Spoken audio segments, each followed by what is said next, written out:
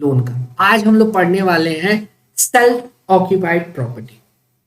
क्या पढ़े? Let out पढ़ लिए कि अगर आप भाड़ा पे दे रहे घर तो कैसे इनकम टैक्स सजाया हुआ है। इसको एक फाइनल वाला कॉन्सेप्ट लिए, आपको उसको पढ़ के कंफ्यूज नहीं होना है, जैसे हम लोग पढ़ रहे वैसे ही करेंगे, ठीक है। अब आते हैं self occupied property. Self occupied property मतलब आप खुद रह रहे हैं, या फिर वो अनऑक्यूपाइड एक और टॉपिक है उससे रिलेटेड। तो आपके पास एक घर है, देखो HP means house property. House property और part of house property is in the occupation of SSC owner for the purpose of own residence, own या फिर फैमिली। अगर रेसिडेंशियल हाउस का बात हो रहा है, गोडाउन का बात नहीं हो रहा है। घर में तो सेल्फ ऑक्यूपाइड, तो आपके पास घर है, आप या आपका फैमिली मेंबर उसमें रह रहा है, ठीक है। No other benefit is driving by the owner from such house property, और कोई भी बेनिफिट उस घर से नहीं आता है, यानी पूरा का पूरा पूर्ण रूप से वो क्या है? Self occupied property. The house property is not let out during the whole or any part of the year. एक दिन भी अगर आप लेट आउट कर देंगे ना तो सेल्फ ऑक्यूपाइड का कंडीशन आपको नहीं मिले। सेल्फ ऑक्यूपाइड का क्या खासियत है? हम एक एग्जांपल दे दे रहे, मेरे पास दो घर है, ठीक है ना। एक हावड़ा में, एक कोलकाता में। हावड़ा वाले में हम खुद रह रहे हैं, कोलकाता वाला भाड़ा पे देके रखे हैं। तो कोलकाता वाला लेट आउट हुआ तो आप तो अभी पढ़ गया, इस पे पॉजिटिव इनकम आएगा, हाँ या ना। लेकिन सेल्फ ऑक्यूपाइड जो हम घर में रह रहे हैं ना, उसका निगेटिव इनकम आएगा। आप अभी पढ़ेंगे पता चल जाएगा, निगेटिव इनकम आए, सुन लिए। तो आपका ये से सेट ऑफ हो जाएगा और फाइनल जो आंसर आएगा, जैसे एग्जांपल के तौर पे यहाँ पे 5 लाख आ रहा है और यहाँ पे मान लो एग्जांपल में 2 लाख माइनस में आ रहा है, तो हमको टैक्स कितना देना होगा? 3 लाख मेरा टैक्सेबल इनकम में जुड़ेगा, समझ गए? तो सेल्फ ऑक्यूपाइड प्रॉपर्टी में आप निगेटिव इनकम क्लेम करते हैं। अभी ये पूर्ण सच नहीं है, थोड़ा और बात है, समझेंगे हम लोग। अगर एक दिन भी अगर आप लेट आउट कर दिए ना, इसी को हम लोग बोलते हैं time wise, partly let out partly self occupied, time wise, उस परिस्थिति में आपको सेल्फ ऑक्यूपाइड का बेनिफिट नहीं मिलेगा। सुन लिए, प्रॉपर्टी पूरा मान लिया जाएगा कि पूरा साल ही लेट आउट था, और जो सेल्फ ऑक्यूपाइड पीरियड है उसको वैकेंसी पीरियड भी कंसीडर नहीं करेंगे। फिर से सुन लीजिए, वैकेंसी पीरियड का आपको कोई बेनिफिट मिलता है कि नहीं? यस सर, कंपेयर करने में माइनस करते हैं, हाँ या ना। लेकिन आप अगर सेल्फ ऑक्यूपाइड कुछ दिन रह के फिर भाड़ा पे दे दिए हैं तो जो सेल्फ ऑक्यूपाइड है उसको वैकेंसी पीरियड भी कंसीडर नहीं करेंगे। दिमाग में घुसा गया ये लाइन? समझ गए? आगे बढ़े। इसमें शॉर्ट में लिख दिया हुआ, अदर वर्ड में लिख दिया हुआ simple, means during the previous year कभी भी लेट आउट नहीं किया हो। इन अदर वर्ड, या तो घर सेल्फ यूज हुआ हो या फिर वैकेंट, और कुछ समय सेल्फ यूज हुआ। वैकेंट रहा है चलेगा, सेल्फ ऑक्यूपाइड रहा है चल, आप लेट आउट नहीं किए हो। लेट आउट करते ही आप प्रीवियस ईयर का पढ़ाई कर रहे हैं, इस साल वो टैक्स होगा कि नहीं उसका बात कर रहे हैं। क्लियर? आगे बढ़े। और इसमें एक और बात है, अगर आपके पास 2 से अधिक घर है, देखो पहले इनकम टैक्स में एक घर था, एक घर आपके पास सेल्फ ऑक्यूपाइड, 2 घर आप रखे हैं तो इनकम टैक्स बोलता था एक को तो हम क्लेम करने दे देंगे सेल्फ ऑक्यूपाइड, अदर को हम मान लेंगे कि वो लेट आउट है। मतलब सेल्फ ऑक्यूपाइड होते हुए भी इनकम टैक्स बोलता था deem to be let out. अब इनकम टैक्स में अपडेट है, बहुत पहले ही आ चुका है, कुछ लोग पुराने अटेम्प्ट के भी हो सकते हैं, तो इसलिए हम ये बात ऐड कर दे रहे कि अब आपका 2 सेल्फ ऑक्यूपाइड प्रॉपर्टी आप क्लेम कर सकते हैं। मतलब अगर आपके पास 3 घर है, तीनों में खुद रह रहे हैं, ठीक है, खुद रह रहे हैं या फैमिली बोला हुआ है ना, ऊपर हम लोग पढ़े ना सेल्फ ऑक्यूपाइड फैमिली भी है, तो 3 घर है। जैसे हेमंत के पास 3 घर है, एक में ये और इसका वाइफ रहते हैं, एक में इसका मम्मी पापा रहता है, एक में दादा दादी रहता है। क्योंकि इसका वाइफ का मम्मी पापा से नहीं पढ़ रहा है और इसकी मम्मी का दादा दादी से नहीं पढ़ रहा है, ऐसा हो सकता है, ठीक है ना। 3 घर है तो इनकम टैक्स बोल रहा है 2 तो हम दे देंगे, आप 2 सेल्फ ऑक्यूपाइड क्लेम कर सकते हैं, तीसरा को डीम टू बी आपके चॉइस पे। तो आप क्या चॉइस करोगे? जिसमें टैक्स ज्यादा आएगा उसको आप सेल्फ ऑक्यूपाइड बनाएंगे, हाँ या ना। इसका कुछ कॉम्बिनेशन देखना होगा, ठीक है, कि अल्टरनेट करके देखेंगे टैक्स किसमें कम आ रहा है तब हम लोग निर्णय पे पहुंचेंगे। समझ गए क्या क्या पढ़ने वाले हैं अभी हम लोग? फिर से बता दे रहे, इनकम टैक्स क्या बोलता है? In case of assessee have more than one self occupied house property then any two, any है बच्चों, एनी टू, आपके इच्छा अनुसार कोई भी दो को आप क्या ट्रीट कर सकते हैं? सेल्फ ऑक्यूपाइड ऑप्शन है। Remaining shall be treated as deem to be let. Clear? और ऑब्वियस सा बात है, आपके पास 3 घर है, तीनों घर में खुद रह रहे हैं, तीनों है, एसो मीन सेल्फ ऑक्यूपाइड, 3 घर है, तीनों में खुद रह रहे हैं, तो ऑब्वियस सा बात है एक्चुअल रेंट तो होगा ही नहीं। जो कंपेयर होगा किस में होगा? जीएमवी, एफआर और एसआर में, हाँ या ना? तो एस आरईआर जो आएगा वही तो आंसर होगा। एक्चुअल आप थोड़ी ढूंढने बैठेंगे। समझ रहे? Deem to be let out में क्या होगा, आगे पढ़ेंगे हम लोग। क्या अभी तक कोई डाउट है? अभी हम लोग क्या पढ़े? इनकम टैक्स क्या बोलता है? एक मिनट रिकैप करते हैं। इनकम टैक्स क्या बोलता है? अगर आपके पास रेसिडेंशियल हाउस है, घर, रहने वाला घर, आप या आपका फैमिली मेंबर रह रहा है, तो वो सेल्फ ऑक्यूपाइड, लेकिन भाड़ा पे कभी नहीं देंगे उस साल अगर आप भाड़ा पे दे देंगे तो फिर आप सेल्फ ऑक्यूपाइड क्लेम नहीं कर सकते। क्लियर बच्चों? 2 घर आप अपने इच्छा अनुसार, मोर देन 2 हाउस अगर आपके पास सेल्फ ऑक्यूपाइड है तो 2 ही घर को आप सेल्फ ऑक्यूपाइड क्लेम कर सकते हैं, अदर को आपको deem to be let out claim करना होगा। हाँ बोल। जैसे कि अगर बोले कि लेट आउट किया है, अगर पूरे साल में हम 364 डेज हम खुद रह रहे हैं और एक दिन हम लेट आउट कर दिए, पूरा साल लेट आउट हो गया। और सर मान लीजिए हम मतलब 2 तल्ला का बिल्डिंग है, नीचे वाला फ्लोर वो एरिया वाइज हो गया, तब वो अलग 2 घर हो गया। समझ रहे? फ्लैट है, आप अगर वो एरिया वाइज हो गया, टाइम वाइज नहीं। अभी जो एग्जांपल लिए टाइम वाइज था, 2 महीना 3 महीना, ये एरिया वाइज है, केस है, अभी तो सब पढ़ाएंगे। ठीक है, आप पहले कहीं सुने हैं इसीलिए। ठीक है, आओ।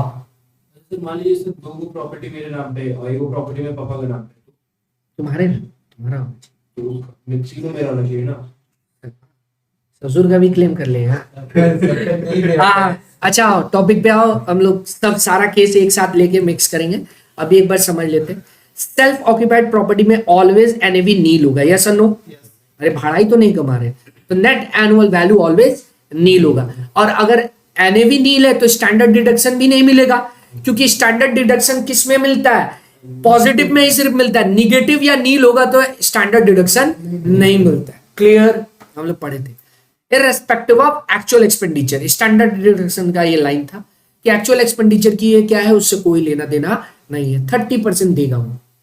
तो ऑलवेज एनएवी नील होगा इन case of self occupied property, तो स्टैंडर्ड डिडक्शन नहीं मिलेगा, इसीलिए लिख के काटे हैं। इंटरेस्ट ऑन लोन ही सिर्फ आपको मिलेगा अंडर सेक्शन 24B। आप प्री पोस्ट निकालना सीखें। यहां पे एक छोटा सा अपडेट आपको इसमें, अच्छा अगर आप ये भी नहीं मिलेगा आपको अगर आप न्यू रिजीम फॉलो कर रहे तो, मतलब ना हम वो ओल्ड रिजीम में और न्यू रिजीम में वाला है कि स्लैब रेट है कि इतना लाख तक ये इनकम है, तो क्या जो बेसिक कॉन्सेप्ट में पहला क्लास में हम लोग वो बात किए थे टैक्स रेट क्या होता है। तो न्यू रिजीम और ओल्ड रिजीम है, अगर आप ओल्ड ऑप्ट किए हैं तब तो आपको स्टैंडर्ड डिडक्शन मिलेगा, लेकिन अगर आप न्यू लिए हैं तो स्टैंडर्ड बोल रहे हैं, इंटरेस्ट ऑन लोन। अगर आप ओल्ड ऑप्शन चूज कर रहे हैं टैक्स वाला, तब तो इंटरेस्ट ऑन लोन डिडक्ट करने मिलेगा, लेकिन अगर आप न्यू ऑप्ट किए हैं तब आपको नहीं मिलेगा। समझ गए? लिखा हुआ देखो, it is allowed only if SSC opt for old. Clear? समझ गए क्या? न्यू होगा तो सर न्यू फॉलो करना है कि ओल्ड, आपका टैक्स जिसमें बचे आप उसमें जाएंगे। अभी हम लोग प्रोफेशनल पढ़ाई कर रहे हैं तो हम लोग तो क्लाइंट के पॉइंट ऑफ व्यू से सोचेंगे ना कि उसको किस में जाने से फायदा है। तो जब हम लोग टोटल इनकम का पार्ट में पहुंच जाएंगे तब वो आइडिया करने लायक हो जाएंगे हम लोग। फिलहाल बस आप सुन के रखिए, अगर ओल्ड फॉलो करेगा तो स्टैंडर्ड इंटरेस्ट ऑन लोन मिल जाएगा, अगर न्यू फॉलो करेगा तो नहीं मिलेगा। इसका मतलब सेल्फ ऑक्यूपाइड प्रॉपर्टी न्यू के केस में क्या है? नील है, क्योंकि इंटरेस्ट ऑन लोन मिलता तभी तो निगेटिव में आता। क्लियर? समझ गए क्या? किसी को डाउट है तो प्लीज पूछ लीजिए, फिर हम आगे बढ़े। एक तो बात है, अगर आपके पास सेल्फ ऑक्यूपाइड प्रॉपर्टी है तो ऑब्वियस बात है उसका रेंटल इनकम कुछ नहीं होगा। ठीक है, आप खुद रह रहे हैं, तो उसका एनएवी क्या आएगा, नेट एनुअल वैल्यू ऑलवेज नील। और आप बीइंग एन एसएससी, आपके पास इनकम टैक्स भरने के लिए दो रिजिम में दिया हुआ है, ओल्ड और न्यू। आप जो फॉलो करो जिससे आपका टैक्स सही निकले, आपका कम लगे, पैसा बचे आपका। अगर आप न्यू फॉलो कर रहे हैं तो यही आंसर हो जाएगा। लेकिन अगर आप ओल्ड ऑप्ट किए हैं तो इंटरेस्ट ऑन लोन यहां पे माइनस करने मिल जाएगा। ठीक है बच्चों, सॉरी इंटरेस्ट ऑन माइनस करने मिल जाए, तब ये माइनस में आ जाए। ठीक है, ओके। इंटरेस्ट ऑन लोन जब हम लोग पढ़ रहे थे तो देखो ये भी आगे का बात है। इंटरेस्ट ऑन लोन हम लोग जब पढ़ रहे थे, प्री और पोस्ट निकालना सीखे, तो यहां पे 24B में अक्रूवल बेस पे मिलता है, पेड किए कि नहीं, उससे नहीं, ड्यू हो गया तो मिल जाएगा।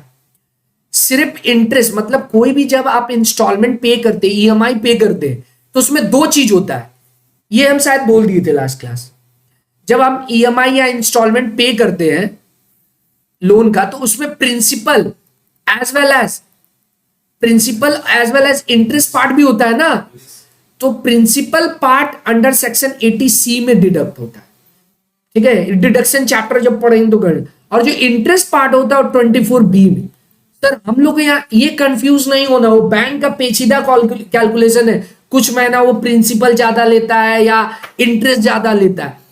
अगर कोई क्लाइंट होता है तो उसको इंटरेस्ट सर्टिफिकेट मिलता है, बैंक देता है, उसमें वो सीधा बताएगा कि प्रिंसिपल पार्ट, जैसे मान लो मेरा हाउस लोन है तो हमको सर्टिफिकेट मिलेगा, मेल पे भेजता है, हम लोग क्लाइंट से मांगते हैं, बैंक देता है, कितना ब्याज का पैसा है, कितना प्रिंसिपल का पैसा है। फिर ब्याज वाला हम लोग 24B में क्लेम करते हैं और प्रिंसिपल पार्ट 80C में क्लेम करते हैं। ये इतना डीप में नहीं बता रहे क्योंकि हम लोग तो नए हैं।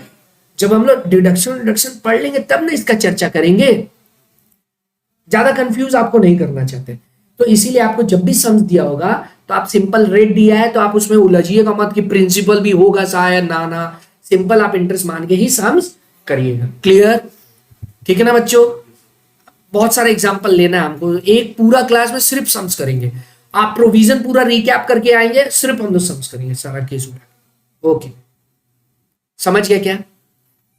अब आते हैं सेल्फ ऑक्यूपाइड के ऊपर आप कितना इंटरेस्ट क्लेम कर सकते हैं। लेट आउट के लिए कोई भी लिमिट नहीं था। सेल्फ ऑक्यूपाइड के लिए लिमिट तय किया गया है, या तो 2 लाख मिलेगा या तो 30,000। ये इन टोटल है, या फिर बोलो इन एग्रीगेट है। ठीक है, इन टोटल मतलब कोई बता पाएगा क्या बोलना चाह रहे हैं?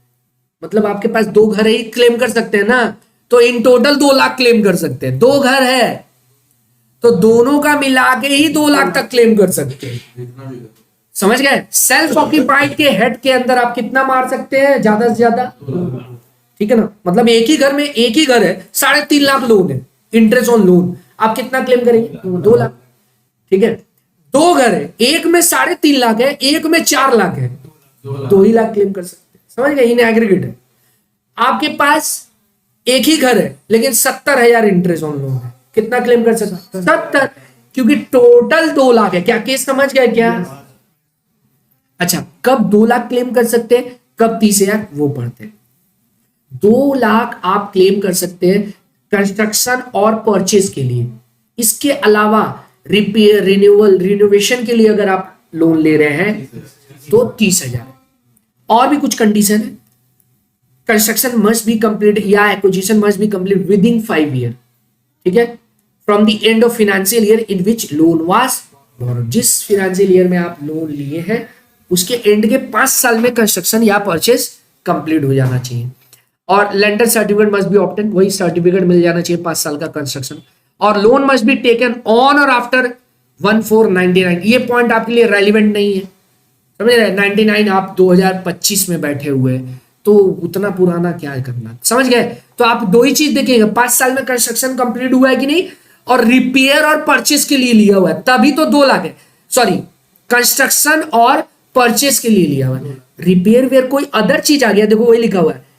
हम इसीलिए इस पे फोकस किए क्योंकि सब में ये पॉइंट 1499 उतना रेलिवेंट नहीं है, उतना पीछे का बात नहीं होगा, 24 चल रहा है, 25 चल रहा है। क्लियर बच्चों? तो अगर आपका 5 साल में कंस्ट्रक्शन नहीं कंप्लीट हुआ, परचेज नहीं हुआ, या फिर परचेज और कंस्ट्रक्शन के लिए लोन नहीं है, तो ज्यादा से ज्यादा आप कितना ले सकते हैं? अब इसमें अलग अलग केस स्टडी हम लोग फॉलो कर सकते हैं। जैसे एक घर है, हम एक एग्जांपल दे रहे हैं, एग्जांपल है हाउस, 2 हाउस है मेरे पास, 1 2, ठीक है। जैसे मान लो इसमें 2,10,000 लोन है, इसमें 1,70,000 लोन है, ठीक है। ये कंस्ट्रक्शन के लिए लिया हुआ है, ये परचेज के लिए लिया हुआ है। बताइए कितना आपको मिल जाएगा, इंटरेस्ट कितना अलाउड होगा? टोटल 2 लाख हो जाएगा, क्यों? हाँ या ना? आप ज्यादा इस 2 लाख के तो ऊपर नहीं ना जा सकते। चलिए एक और है, मान लो ये है 70 और ये है 2,05,000, 2,50,000, ठीक है। ये रिपेयर के लिए है और ये किसके लिए है? कंस्ट्रक्शन के लिए। बताइए कितना मिलेगा? 2 लाख। सर इससे तो 30 ही मिलेगा, लेकिन इसका तो 2 मिल जाएगा ना, 2 लाख तक मिलता तो इसका इन टोटल 2 लाख मिल जाएगा ना? हाँ मिल जाएगा। अरे आप कम वाले में क्यों जाएंगे? इन टोटल 2 लाख मिल जाएगा ना आपको। ऐड करेंगे। आप दो समझ गए? क्लियर? ऐसे करना है। अब मान लो दोनों ही रिपेयर के लिए, ये 75 है और ये 1,10,000 है, तो 30,000 ज्यादा से ज्यादा। समझ गए? इसको किसी भी तरह का आप कॉम्बिनेशन बना सकते हैं, इंडिविजुअली देखना है और इन टोटल देखना है। समझ गए क्या? क्लियर? तो ये था।